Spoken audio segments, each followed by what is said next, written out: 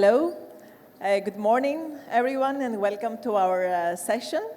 So the topic of our panel discussion is about seeding the future, what's actually in your eco-vault.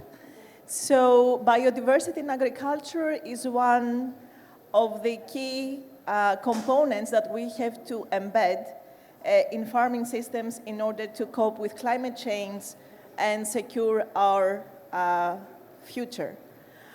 Just to give you a number, out of 30,000 plants which are edible, 150 plants, they are worldwide cultivated in large scale. And out of these 150, just 3 crops cover our 60% of calories and protein on a daily basis. These are maize, wheat, and rice. My name is Dionysia Lira. I work at the International Center for Biosaline Agriculture. ICBA is based in Dubai, United Arab Emirates, and we are focusing on saline farming schemes and these similar technologies. So I'm very pleased today to have 3 distinguished speakers, 3 dynamic ladies, personalities, starting from Christine Olson. She's coming from Portland, Oregon. She's a writer. She has written 2 insightful books so far, having the skill to turn complex subjects into narratives that ordinary people read with great enjoyment. Her first book was The Soil Will Save Us: How Scientists, Farmers, and Foodies Are Healing the Soil to Save the Planet. And actually, you can find this book outside the room when we finish the session. Her new book, Sweet in Tooth and Claw, Stories of Generosity and Cooperation in the Natural World, probes the mutually beneficial relationships among living things that shape and strengthen the natural world, and explores ways that humans have learned to cooperate with the rest of the nature. Welcome, Christine. Our second distinguished speaker is Nitya Laila. She's coming from Singapore, and she's a culinary anthropologist and founder of Seed Exchange. She's passionate about exploring and preserving the food, culture, and environment of the global south, especially the native edible plants of the equatorial regions. She has more than a decade of experience in creating and hosting immersive and educational dining experiences and community projects that celebrate the diversity and sustainability of our planet's culinary heritage. She hosts Edible Wild, a TV program for Channel News Asia that delves into the themes of table to farm and foraging across Asia, showcasing the rich and varied flavors and stories of the local communities and ecosystems. Welcome, Nitya. And the last but not least, Christine Gould, who actually she has just landed in Dubai, is a global leader, dynamic person and expert in agri-food and climate tech innovation with 2 decades of experience leading creative and collaborative change throughout the industry. She has built Thought for Food, one of the top global leading innovation platforms for food systems and climate change impact that spans more than 180 countries. She has incubated and accelerated more than 100 science and technology-based startups, which have raised over 300 million in venture capital. Her work has been featured in eminent global publication platforms like Forbes. Actually, Forbes recently named her as one of the top 10 women in synthetic biology. She has worked closely with eminent organizations such as United Nations and Rockefeller Foundation. She is also the author of the book, The Change Maker's Guide to Feeding the Planet. She has produced 2 documentary films about next-gen agri-food tech solutions and has spearheaded global events on 5 continents that have earned sustainability awards. So welcome on board, ladies. So we start with Christine. So as I mentioned, she's an author. She has written this beautiful book, Save the Soil. So while reading your book, I came across phrases like, why don't we know this stuff? Or unveil the health dynamics of the natural world, or nature offers low-tech solutions to combat climate change. And it's obvious throughout your book, and since you are a curious, inquiring mind, really to deep dive into these mysteries of the world, into the scientific kind of context topics, and to break down, to decompose all this and bring it in a very joyful way for the readers to understand and capture. So my question is, how important do you think nowadays is for the communities to learn about the soil, these nature dynamics, and also these scientifically complex topics specifically, so that all the species, including us, the humankind, can mutually coexist and also address these vexing challenges that the humankind actually is facing nowadays? Well, I often tell the scientists that I'm interviewing when I'm working on my books, explain that to me as if I were 10 years old, because I really want to be able to explain it in such a way that anybody can pick up one of my books and understand it, that anybody can say to themselves, I'm smart enough to understand that. And it is, in fact, interesting the way the natural world works around us. So when I started writing about soil, I mean, it was a revelation to me that the soil ecosystem is as dynamic and amazing as it is. You know, that in a handful of soil, there are billions of microorganisms, this incredible living kingdom underneath the soil. And I think it's really important for everybody to understand that living ecosystem. Because that living ecosystem is responsible for so many of the things that we depend on. It's responsible for healthy food, and it is responsible for fixing the carbon that plants take out of the atmosphere through photosynthesis. It's that soil ecosystem is responsible for fixing a large chunk of that carbon in the soil.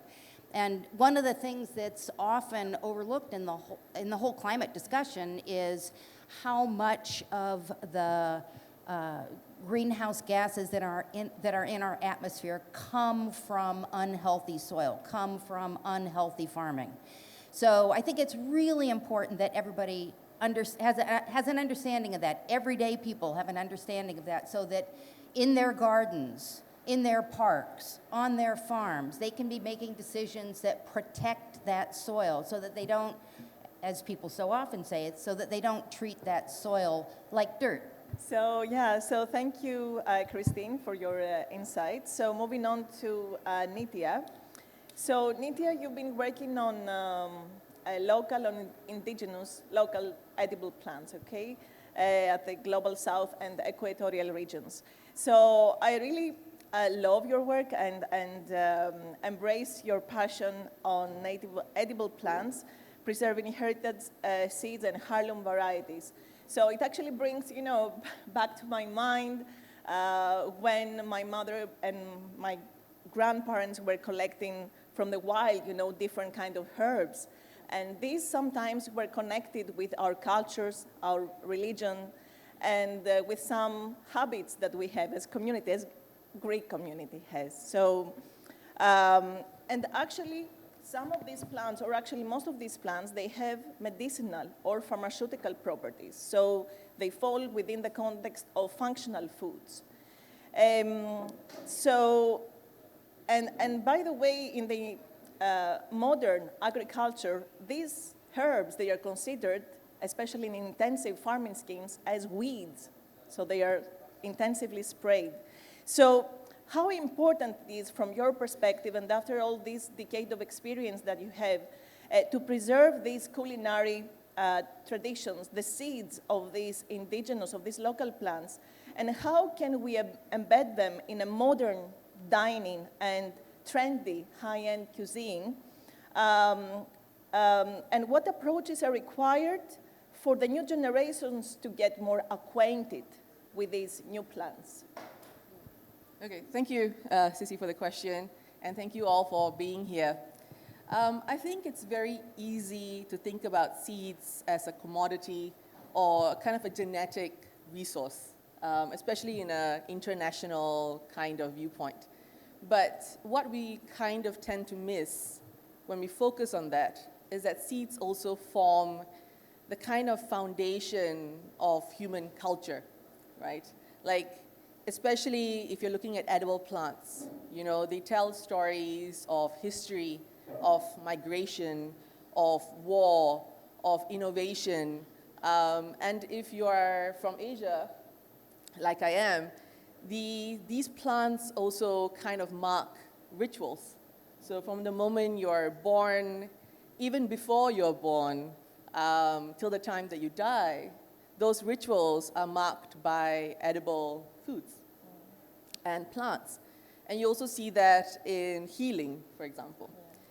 So I think with my work, especially with seed exchange or trying to kind of explore the cuisine of the equator, what we found was the kind of homogenization of the palate, right? 20 years ago, I don't think we were all eating avocado toast or acai bowls. But now, you can't imagine brunch without it, for example. So food now becomes the aspiration of how we eat, becomes tied more to social economic status, more so than geography, for example. And when you are exporting ingredients across the world, or when you're creating and investing a whole bunch of money into hybrid seeds, owning the patents of those seeds, you want to de-diversify almost, so that you can create easier supply chain systems, right? There's over 1,000 varieties of bananas, but I think what banana we are most familiar with is probably the Cavendish banana, which is everywhere. So I think cities, especially cities like Singapore, tend to give this illusion of options. You know, you can get whatever you want. That's what cities kind of promise. But a lot of the time, that's an illusion, right? Your autonomy in your food choices is defined by what the supermarkets decide to bring in, what the food ecosystem in your particular place, what the economies, the market economies decide what you're going to eat. And so with Singapore as a particular focus, we found that a lot of the native edible plants started to disappear from the supermarkets. Plants that my grandparents grew up with. I mean, it's a bit of a cliche. A lot of us are inspired, especially with food, by our grandparents. You know, a lot of chefs would say, oh, I cook because of my grandmother, for example. But these plants are starting to disappear. And you asked the question about how can we make these plants get into fine dining restaurants. I don't think that's the issue at the moment, actually, because with René Redzepi's Noma and the idea of terroir, any chef that wants to get into fine dining or get a Michelin star anywhere in the world needs an individual, unique story. And that story usually means trying to hunt down the most obscure indigenous plant possible. So we have restaurants like Dewakan in Kuala Lumpur. You know, he forages all across Malaysia. He goes into Sabah, Sarawak, and finds plants that it's not on your traditional menu. I think the issue more that we face is not everyone can pay $350 for a fine dining meal. And if these native indigenous plants become kind of aspirational as a kind of identity marker in fine dining restaurants, but disappear from the plates of your common man, then that's a huge issue that we're facing. So seed exchange was really meant to decentralize access to seeds and to create a more kind of diverse, equitable food system and looking across the equator instead of looking north, as most post-colonial countries do, like Singapore. Thank you, Nithya, for this useful information and about seed exchange goals and objectives. So Christine, coming to you now. One of the highlights of your career was your work on designing and establishing the first international open licensing platform to patent vegetable traits, which eventually accelerated the access to these traits covered by patent claims by the member companies. In addition, you support decentralized seed initiatives that increase the availability and accessibility of quality seed to the farmers. So my question is, how fast can these systems adapt to new trends for crops? I mean, from food security perspective, for example, we are talking about underutilized crops, millets or pulses or legumes, whatever, that provide suitable genetic material and accelerate their breeding. Thank you. Actually, I think what's really interesting in hearing from the previous speakers is that there's a lot of alignment. But interestingly, I come from a very different perspective too, because I actually worked for a decade for one of the big behemoth companies that is responsible for patenting seeds and driving forward, you know, a lot of the food system issues that we face today. So I have that perspective. I actually joined the company because I was very interested in the power of the tools of biotechnology and genetic modification. I studied this and really wanted to bring the promise of this technology to more farmers and more places and unleash its potential in agriculture and food. And so that is a little bit of a different perspective, I'm sure.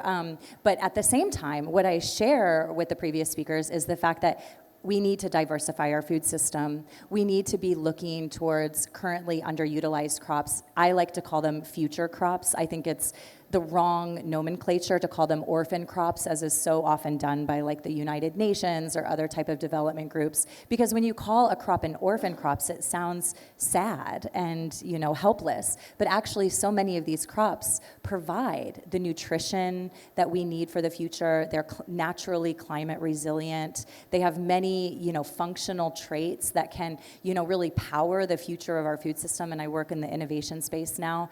And so, like I said, renaming them to future crops gets people excited. And so, yeah, one of the highlights of my career was indeed setting up a game-changing initiative called the International Licensing Platform, but before that it was called Traitability. It was essentially the iTunes of plant breeding. So at the company I worked for, based in Switzerland, we were actually patenting a lot of the quote-unquote native traits, they're known as. Native traits are naturally occurring traits that we spend a lot of R&D dollars figuring out what they did and what benefits they brought into a crop. And technically you're allowed to patent them. Once you patent that trait in a plant, it encumbers any other breeder from being able to use that plant in their breeding program without having to get a license from, you know, a large company that owns the patent. And so we were seeing that there was this challenge in the sector. Basically, small breeding companies, you know, don't have legal resources or finances to engage in long, you know, licensing negotiations with ourselves. And at the same time, the public, there was a backlash happening, even supported by the plant breeding industry, who wanted access, by the way, to these patented traits, but they were basically saying we need to dismantle the patent system because this is, you know, preventing us from, you know, being able to move forward. And the public was saying, why are you even patenting native traits in the first place? These are naturally occurring. You shouldn't even be able to patent them. So it was just becoming like a big nightmare on the, you know, public relations front and for business. So I grew up in the era of Napster and LimeWire. Does anyone remember those platforms? You know, so file sharing. I knew that there were new types of business models that could be created through actually improving access to IP and sharing them. And what you saw after Napster and LimeWire was that actually the entire music industry shifted, right? iTunes came to fruition and basically made it easy. Instead of having to buy a whole record album to get the one song you wanted, you could, with one click, you know, get to the song you wanted and listen to it and enjoy it. So we set that up for plant traits. We basically said, at one click, you can go onto this website, Traitability, and you can get the access to the patented trait under pre-negotiated terms. If you were a humanitarian organization, it was free. If you were a small and medium enterprise, it was a certain percentage. And if you were one of our large competitors, it was another percentage. It was based on the size and scale of your operations. And actually, what happened was totally unexpected. We built so much trust and goodwill in the industry because people said, wow, you're actually improving access, but not making access free. Like freeware doesn't work. It doesn't work in software. It doesn't work in any type of innovation sphere. So we were able to protect the integrity of the patent system while improving access to traits. And we ended up actually creating massive revenue streams, like more license deals were happening. And we were called the anti-Monsanto, which my CEO loved because, there was a reputational battle there. And it was really showing a new paradigm for, what kind of IP, how it could be used for the benefits of the industry at large. So going really quickly to the point about how to apply that model into diversification, because indeed, like this was in the vegetables industry. And even though you mentioned, we have the 4 main crops that are focused, rice, soy, corn, and wheat, the vegetables industry too is, there's more vegetables than there are like grains, but they're still dominated by, key varieties. So the idea is how can we bring the benefits of technification and digitization and gene editing into future crops. And that's where I spend a lot of my time right now. So millets, right? Millets have so many exciting properties for the future. I'm working with a company right now in Canada. She's selling a plant-based milk made of millets, but her vision is much bigger. She said, how do we start to build genetics programs for millets? How do we connect the smallholder women farmers that she sources from in India to, digital agronomy and, carbon markets and other things that can help them to, become more regenerative and actually also benefit from the economic potential that right now only large-scale farmers are benefiting from. How do we build supply chains that are robust and allow millet to come in? And I was talking to a commodity trader, and he said, we can't do that. We can't do that, right? All of our supply chains for plant-based are built for yellow pea and soy. So we need to think differently. And so that's a big focus of my work right now is like, we can't just, sit here in silos and say we're gonna sell millet milk and that's gonna change the food system. We need to take her vision and start to bring all of the players who hold scale and power to come together to build these new types of systems that allow us to unleash the potential of future crops. And that, I think, is going to be through a combination of technology and, also connecting ancient and indigenous wisdom through, into all of the potential that entrepreneurs are excited by. And one last point is just like the plant-based future. If we can really make a lot of the, people who are excited about plant-based foods start to look towards a richer and more diverse variety of input crops, there's going to be, much more nutrition that can be delivered and much more climate resiliency, which we need more than ever. Hope that's clear. Yeah, yes, very clear, Christine. And I think we all agree here that definitely the mindset on how we apply agriculture and all these different parallel technologies is very important, and to be more inclusive and fair in all the exchange approaches. So now we move to the second round of questions for the panelists, and then we will open the floor for questions from the audience. So there is this highly frequently addressed question. I mean, how are we going to feed 9 billion people by 2050? Okay, so there are different approaches, different kind of opinions and reflections on that. So coming to Christine, since she's very much interested in creating these complex scientific topics in more lay people and simplified terms, it seems that you try to make the people aware of things, okay, the normal people who are not that experts, and also to probably make them more responsible and probably more aware of what actually, the environment that we are living in and what is our role in this context. So in terms of the food security, so does the future food security lies more on reshaping and revisiting our values towards nature rather than mechanistically trying to find ways to overcome the challenges? And do we have to develop this more responsible and accountable attitude on individual level so that we stop taking nature and its operations for granted? Okay. Well, I have a couple of answers to that. One thing about that question about how are we going to feed 9 billion people, part of that is, it's not an agricultural question. I mean, part of that is a question of equity in food distribution. I mean, right now, with the population that we have now, we're not feeding everybody. There are people in Portland, Oregon, where I live, that are food insecure. So really the big part, there are people who would argue that right now we make enough food to feed 9 billion people, and we have enough agricultural land in production to feed 9 billion people, but it is not distributed correctly. So much of it is wasted, so much of it rots in warehouses, and so many of the world's people can't afford to buy it even if it got to them. So that's a completely different set of problems. But I think that, with the kind of agriculture that I write about, which is called regenerative agriculture or agroecology. I mean, it has a lot of different names, but it's agriculture that works with nature instead of fighting nature. Farmers are incredibly creative, and the best farmers, the best thoughtful farmers are like scientists. They're making observations, they're making tests, they're changing things, they're figuring out great ways to do things, and they're also figuring out ways to break free of the agrochemical companies that have caused so much ruination.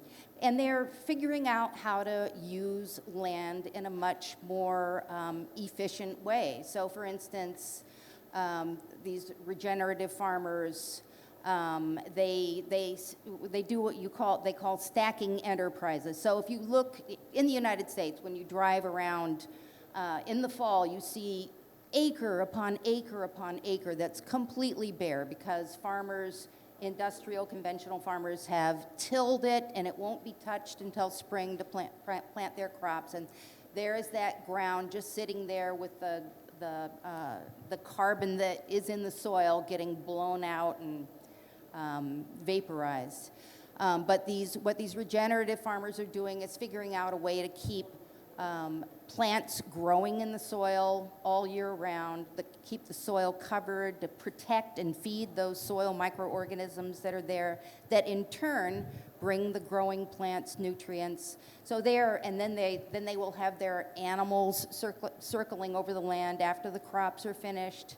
And I don't embrace the idea of land without animals. I mean, if you look at nature, nature has animals. Nature has plants, nature has animals, nature has fungi, nature has insects, nature has billions of microbes. And those things work together in mutually beneficial ways. So these farmers are figuring out ways of raising a lot of food on the same kind of land. And in the United States, we have 94 million acres that are devoted to corn. 94 million acres. It's a tremendous amount of land. And most of that doesn't even go to food. Most of that goes to making ethanol, which is a questionable at best energy source, and to making feed for confined animals. So we have an awful lot of land that can be healed through better agriculture, that can be healed through thoughtful farmers, and I do. We have to remake. I'm not a big fan of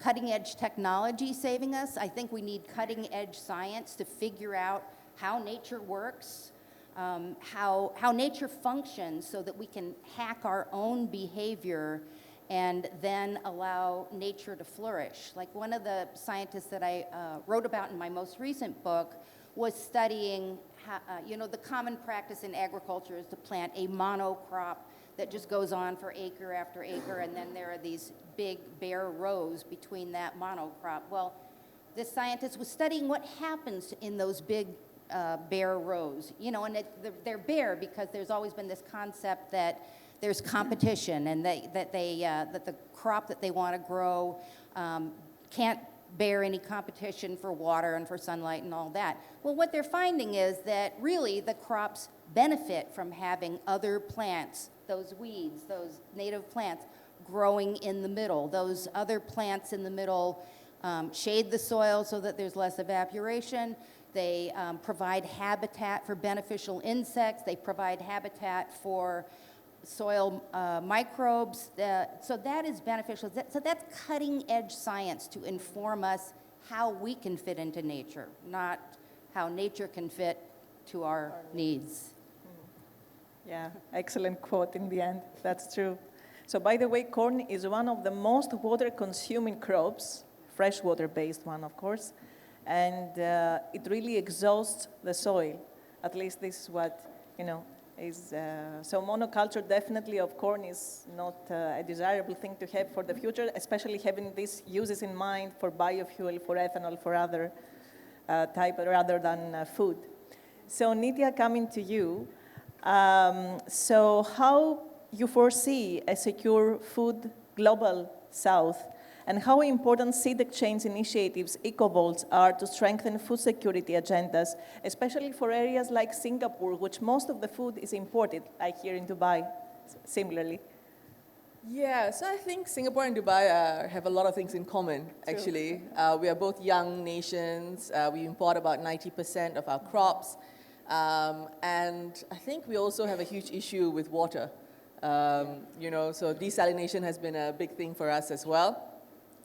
So I think there's about 1,700 seed banks across the world. And they tend to be preparing for doomsday scenarios. I think they're very much preparing for the end, right, the apocalypse.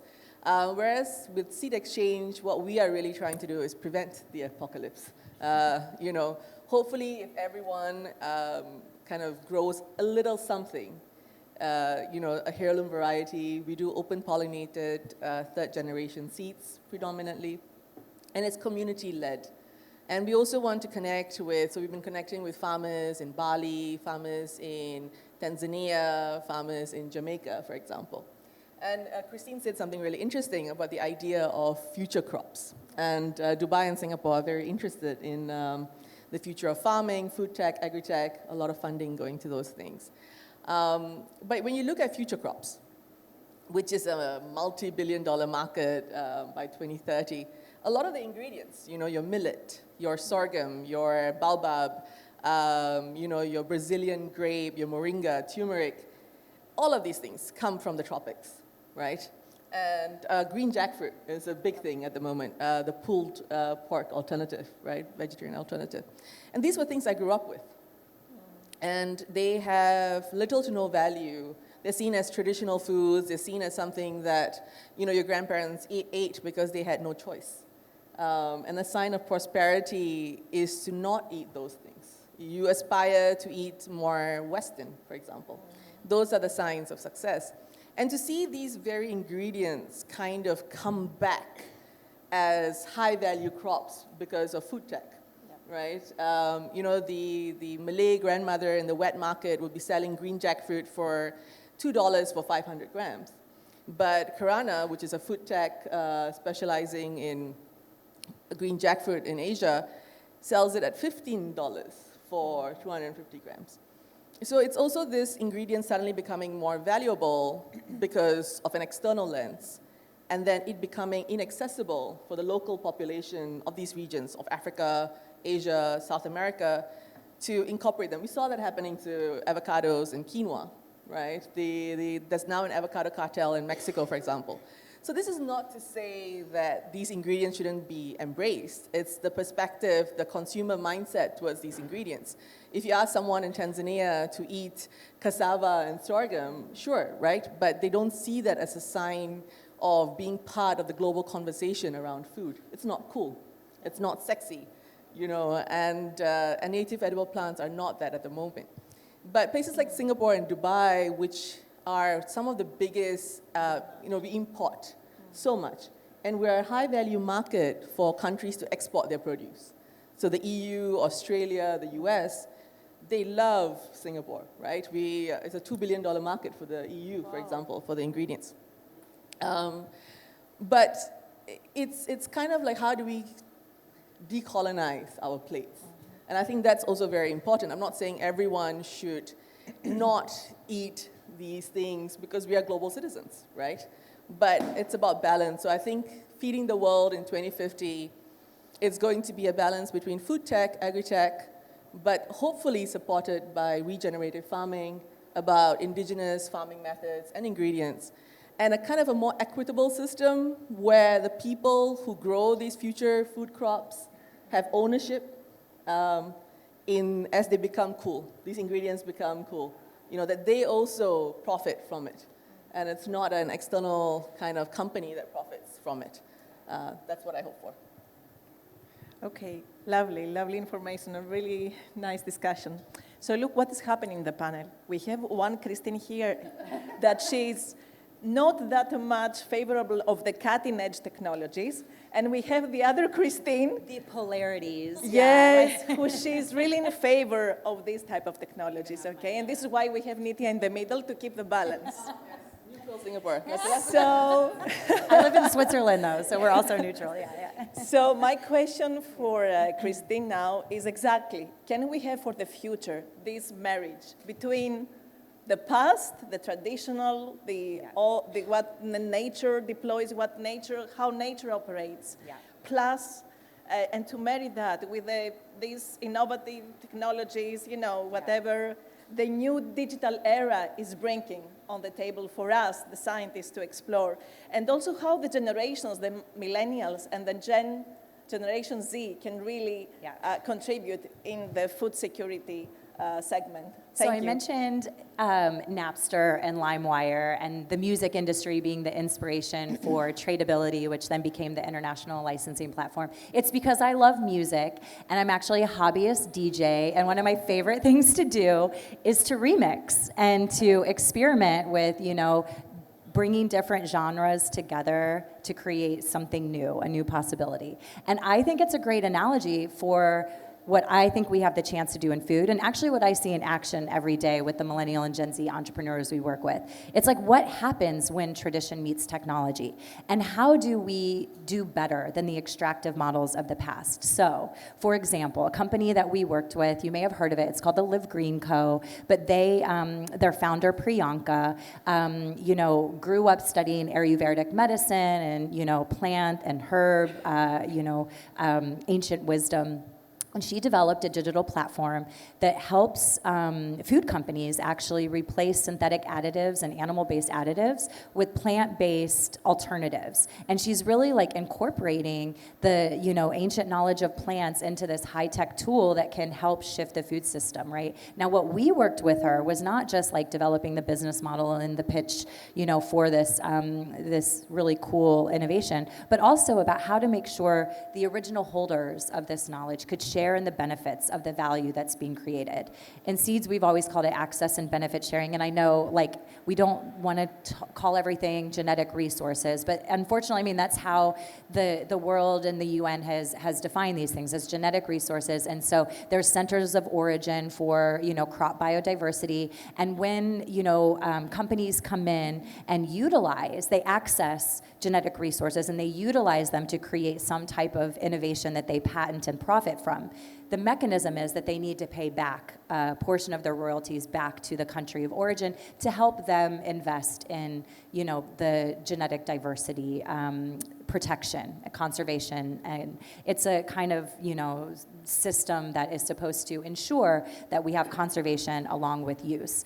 We need more of these types. And so I spend a lot of time in Malaysia. I'm obsessed with Malaysia. But Sarawak, right? They have a Sarawak Biodiversity Center, which again works with genetic resources from the Borneo rainforest. And there are so many, the power of biology is immense. And you highlighted that, and I couldn't agree more.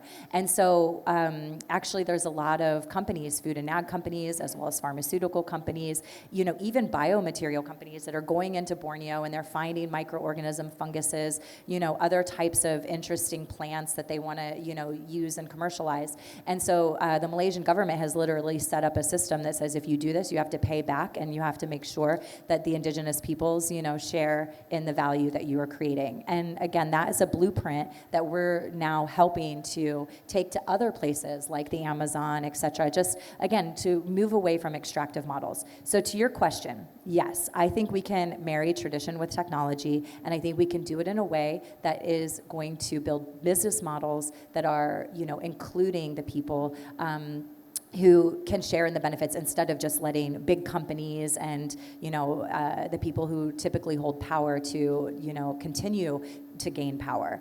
And those are the frontiers I want to explore. Like a DJ, I want to start remixing ideas and possibilities. I'm super into seed exchanges. I mean, we just actually helped to bring to life a program in the Amazon, actually, with some people who are living in the arc of deforestation, and they were doing a seed exchange, and the storytelling, I mean, it was just so beautiful. And we were bringing digital tools together to capture some of the stories that were told and to share knowledge between the villages. So again, it's, technology and some of these ancient practices can create new possibilities.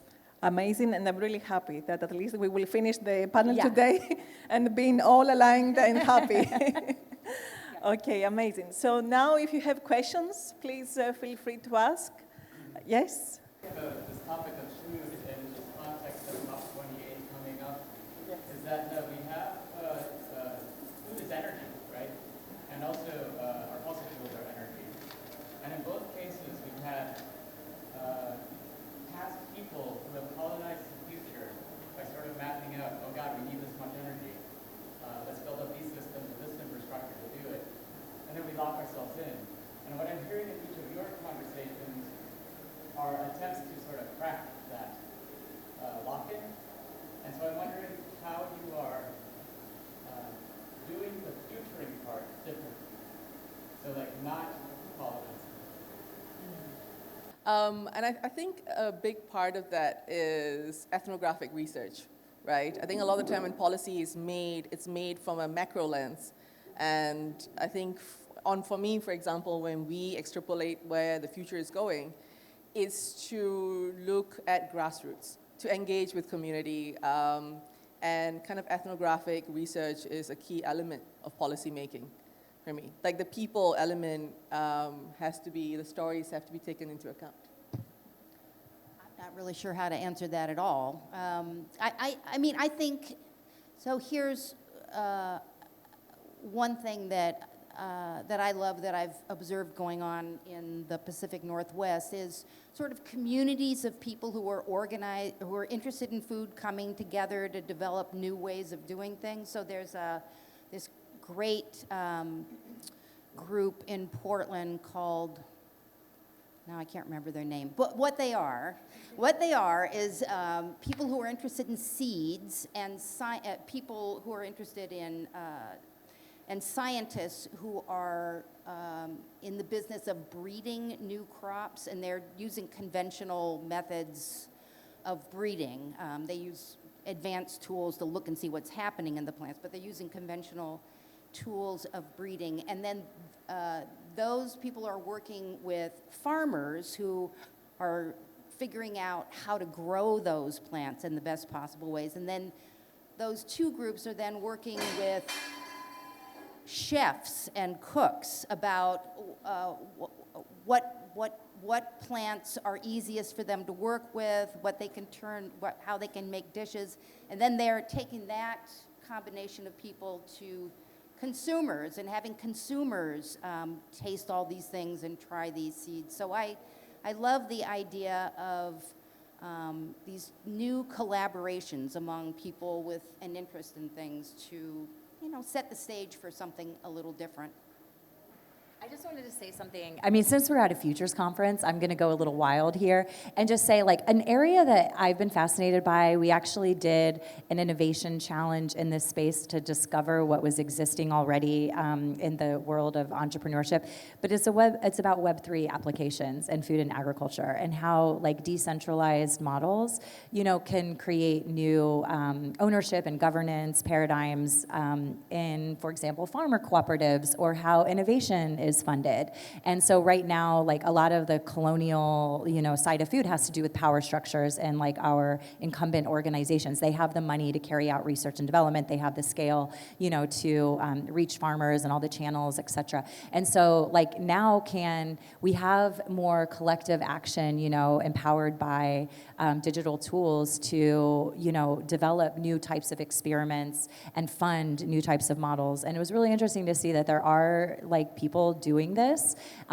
For example, setting up crowdfunding for currently underfunded research around future crops, et cetera. So I don't know if that answers exactly your question, but I think like there's, this decentralization is an emerging trend in general, and it's really hot right now in the food and agriculture space. Okay, thank you, Christine. One last question. Yes, please. Hi. Thank you. This is fascinating. This is an area that I don't know much about at all, so it's really interesting to see such a spectrum of views. And I ask this understanding nuance of, in being a technologist, being someone that's advocated for social impact and then working in big tech. I know that there's a lot of complications, and so when I hear this, it's heartbreaking to hear the Singapore story of there are local people that no longer have access to their natural foods. This is memory, this is culture, because of patenting nature. And so I wonder, I just don't hear any pros for why patenting nature, how that's benefiting the world and not just the wealthy. Who would like, I would like to take a couple of questions more. Who would like to answer that? Do you want to take it now? Or No. Who would like? So indeed, I mean, that's we could have a whole panel around the role of patents and intellectual property in our food system. And there's patents, there's things called plant variety protections, and actually like all types of farmers rely on some type of protection if they are going to develop and commercialize a variety that they, want to sell and proliferate, right? And so what's happened is in agriculture, we've been focusing on how to increase yields. And so like I can speak for the patents that we are making available in the vegetables industry. There's a lot of diseases, viruses that were affecting things like broccoli or cabbages. And so we were able to use machine learning technology and kind of advanced techniques to understand natural defense mechanisms in the plant that would combat said virus. And basically then, I mean, we're talking hundreds of millions of dollars. We're involved in then identifying that genetic sequence that gave that beneficial trait, and then breeding that into a commercially relevant variety. Because sometimes, there's so much genetic diversity inherent in a plant species. So you might go to an old variety and say, this is the gene that we need, but we need it in this variety because it has, better root systems, or, it fits this market's, weather needs, et cetera. And so that's called advanced breeding, and it, is allowed to take some type of intellectual property around that because so much time and money is spent and advanced knowledge, right, is put into this. And like I said, though, like even hobbyist breeders who are doing heirloom varieties are also, there's plant variety protection, it's called, on these, because it incentivizes innovation. It incentivizes that experimentation that people go forward with, to create things that can bring beneficial attributes. So in the case of this big company, they were looking more at like how to increase yields and prevent diseases and prevent pest pressures. But you can also look at intellectual property around things like higher nutritional content, higher like antioxidant presence, et cetera. So it's a tool, like any tool. Intellectual property can be used as like a hammer. Like you can use a hammer to build, or you can use it to destruct. And so having a tool in place that helps to incentivize innovation, but using it in a way that doesn't kill innovation because you're suing people or you're preventing people from accessing your innovation, that's the wrong use of it, right? And so the other thing, by the way, the patent system does, you have to share your innovation publicly, right? And so that's something too that helps other people who are interested in innovating in plants and using these advanced breeding techniques. They can read your patent. After a period of protection, they can build on it and use it. So, but I'm a big open source fan. I'm always been like looking to that model, how it's been used in software. And the big takeaway is open source is not freeware. There's still some type of governance around it. Usually grant back provisions and like Creative Commons, and so that exists in plants. And so there's a spectrum of different types of IP that you can use depending on what you want to use it for, how much protection you want to have. We even explored copywriting, by the way. That was an interesting legal case to see if you could copyright some of the plant genetic sequences. But these are things that there's lots of legal analysis around, but it's about incentivizing innovation. And and our current model of agriculture, people are looking for valuable output traits, whether that be for consumers or for farmers. I think that looking into the future, looking at right now, that the more that we can localize food production, the better. I mean, given the climate exigencies and political turmoil and all that, I think Lockdowns, probably. Lockdowns. So I think that we have to become really creative in how we encourage local production. That means supporting local farmers. That means creating urban farms. That means opening up spaces in cities that haven't been used for agriculture to do it. I think the more that we can pull in our food system, and I think that'll mean that that certain things that we're used to importing from around the world, there won't be as many things that we're importing, that people will focus more on their local eating and the local plants and the local terroir. I just want to add on to that really quickly. So with Singapore, what we're seeing as a model is decentralized farming. So you're seeing kind of container fish farms in each neighborhood, for example, and eventually also seaweed farming. Decentralized seaweed farming, you can get sea grapes and algae, spirulina, chlorella, high nutrient foods, and also community gardens and rooftop farms. So Singapore has, I think, 80% of the country is public housing. So we have high-rise public housing, and they all come with these like massive car parks. So the rooftops are being converted to urban farming. But the risk that also happens is the varieties that are chosen to be grown in these high-tech systems. So there will be a generation in Singapore that grows up thinking kale and lettuce in hydroponic farms is our national cuisine, right? Yes, or tilapia, or being grown in these container farms. So I think that there's also that shift that's happening.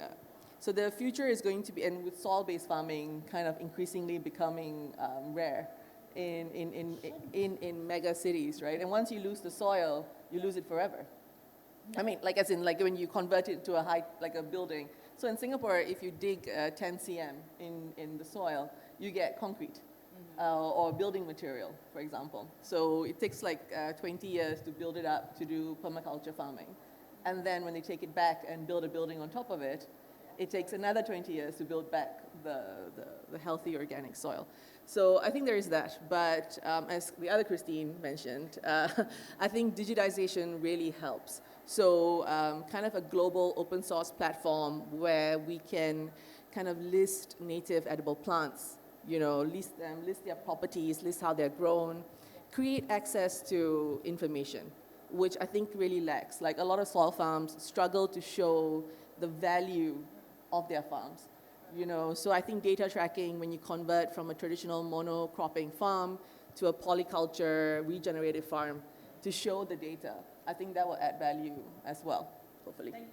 I'll just say, resiliency is about diversification. And so it's really looking to that's the beauty of our food system. It's so uniquely complex and diverse. It's based on cultures, it's based on, personal genetics, it's based on, technologies and so many elements. And so if we lean into that complexity, and it's funny, I think you mentioned earlier about like the spectrum of viewpoints here and exploring the nuance. In my organization, we actually call it multispectral thinking. There's a camera that is often used in precision agriculture, and it's called a multispectral or hyperspectral camera, and it allows you to look at a field. And normally when you look at a field, your eyes see the red, yellow, green, spectrum. Multispectral camera allows you to see the entire electromagnetic spectrum, and you start to see, much more information about that field, and you see solutions that need to be, addressed, and you see information. And so we were joking one night, a group of us, from our startups, and we said, wouldn't it be great if we could apply a camera like this to our brains and start to look at the world like in this multispectral way? And that's what resiliency is about. It's actually seeking diverse inputs. It's looking at every issue, exploring that nuance, and actually, not saying there's a one-size-fits-all solution for this food system. It's going to take the big players, the small players, the local solutions, the global solutions, and we need more and more experimentation and remixing. Thank you, Christine, Nitya, and Christine again for this great discussion. I hope you enjoyed, for sure. So thank you also for attending our session. Have a nice day. Bye.